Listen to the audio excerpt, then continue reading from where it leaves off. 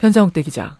네, 끝까지 추적을 하라고 당부를 하셨나요? 예. 근데 참 추적을 하기도 쉽지 않은 게 하룻밤 자고 나면 새로운 의혹이 또 터지고 또 터지고 눈덩이에요. 또 윤창중 씨의 이름을 빌어서 거짓으로 트윗에 글을 올리거나 블로그에 글을 올리는 사건도 있었습니다. 그래서 뭐 떠도는 정보라고 해서 쉽게 지금 믿어버릴 수 있는 그런 상황은 아니고요.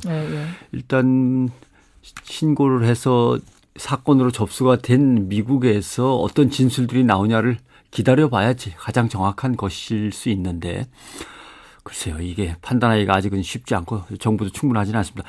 물론 윤창중 씨가 직접 기자회견을 열고 여러 가지 얘기를 했습니다마는 지금 상황으로는 해명한 기자회견 내용이 지금 거짓으로 계속 밝혀지고 있는 그런 상황이죠. 더 복잡해지고 있어요. 예.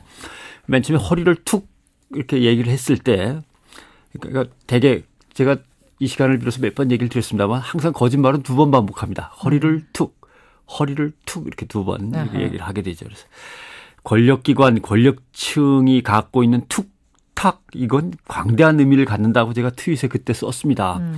탁 치니까 억 하고 죽었다는 거 아닙니까? 이게 이제 박종철 고문처 사건에서 경찰이 발표한 내용이죠. 그렇죠. 권력을 갖고 있는 우리 같이 아직 민주주의가 확실하게 자리 잡지 않은 상황에서 권력기관이 툭 쳤다, 탁 쳤다 그러면 그 의미가 광대한 거죠. 네.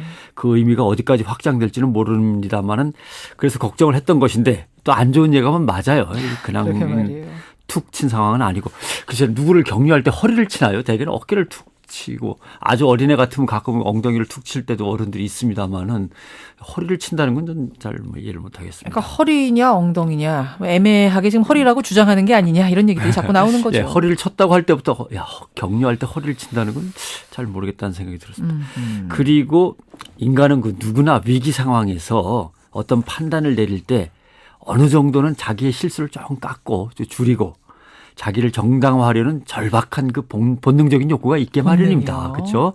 그래서 아다르고 어다르단 말도 생기는 거고. 그러다 보면 속으로는 또 미안해요. 양심의 가책도 느낍니다. 거짓말했는데 또 누구를 속이게 됐는데 이럴 때는 글쎄요. 되게 손을 씻거나 샤워를 합니다. 그러면 양심의 가책이라든가 죄책감이 줄어듭니다. 그래요? 예.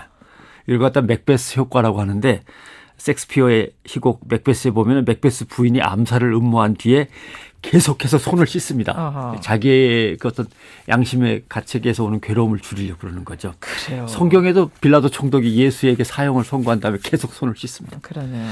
아무튼 일파만파라더니 사건은 점점 꼬이고 있죠. 예. 중국 송나라 역사를 기록한 송사에 이런 대목이 있어요. 천하의 다스림은 군자가 여럿이 모여도 정말 힘들지만 천하를 망치는 거는 소인 한 사람이면 충분하다 이런 말이 있는데 아까 강지원 변호사도 미꾸라지 한 마리론 말씀하셨어요. 강 변호사 그 얘기 하셨군요. 예. 그래서 찾다 보니까 말이죠. 박근혜 대통령이 한나라당 비상대책위원장을 맡고 있을 때 2012년 1월입니다. 방송 프로그램에 나왔어요. 힐링 캠프. SBS. 기쁘지 아니한가. 이경규 씨하고 김재동 씨가 사회를 봤었죠. 예. 거기서 진행자 이경규 씨가 박근혜 당시 위원장한테 이런 걸 물었어요.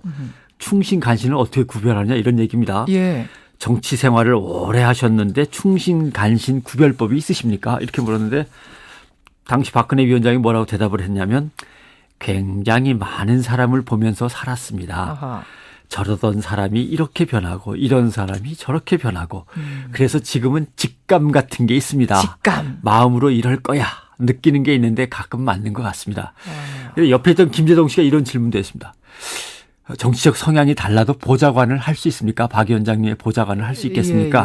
그러니까 성향은 문제가 아니고 성품이 문제죠. 성품이 문제다. 직감으로 성품 좋은 사람을 뽑아서 곁에 둔다는 건데 이번 사건 보자면 그게 안 맞아떨어진 거잖아요. 그렇죠. 이번 사건 보면은 성품도 제대로 못 본 것 같고 직감도 발휘가 안 된 것 같고 박근혜 대통령이 사실 이번뿐만 아니고 총리 후보자, 장관 후보자를 골라서 인사청문회를 했을 때 참 난리가 나지 않았습니까? 그래서 아마 박근혜 대통령이 스스로 나한테 직감 같은 건 없다고 차라리 인정을 하시고 인사 시스템을 강화하시는 게 낫지 않나 이렇게 충고를 드립니다. 그러게요. 예.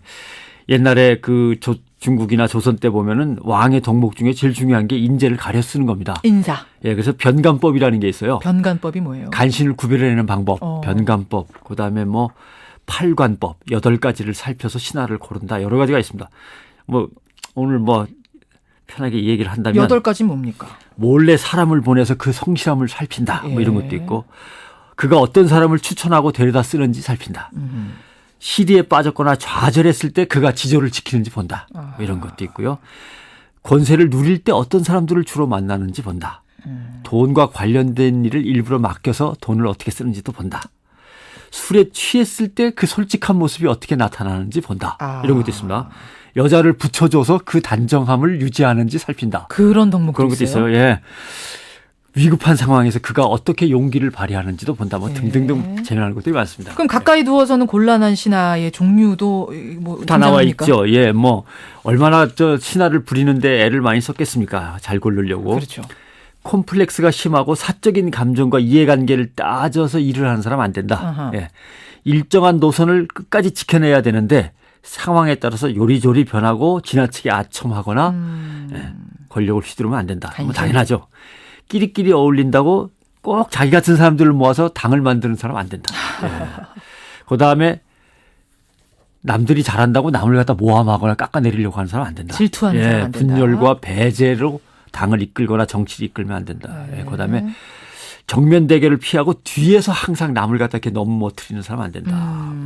그다음에 무력과 세욕이 많고 사생활이 비윤리적인 사람은 가까이 둬서는 안 된다. 이런 것들이 많죠. 그래서 물력 세격. 우리는 흔히 그냥 간신, 역적 이렇게 얘기합니다만은 그렇게 얘기 안 하고 구신, 그자 그냥 복지부동하면서 녹봉만 탐하는 사람, 사리사욕만 생각하는 사람, 유신, 군주에게 아부해서 군주의 눈과 귀만 즐겁게 하는 사람, 간신은 신하에 대한 다른 동료 신하에 대한 판단을 잘못하게 해서 망치는 사람, 참신은 말솜씨, 글솜씨가 워낙 좋아서 이걸 가지고 조정을 어지럽히고 사람들끼리 싸우게 하는 사람. 오히려 너무 좋아하는 문제군요. 적신, 이거는 권세를 마음대로 휘두르면서 재물을 쌓고 멋대로 구는 사람. 망국신, 이건 결정적인 순간에 임금이나 왕의 판단을 갖다 어지럽히는 사람.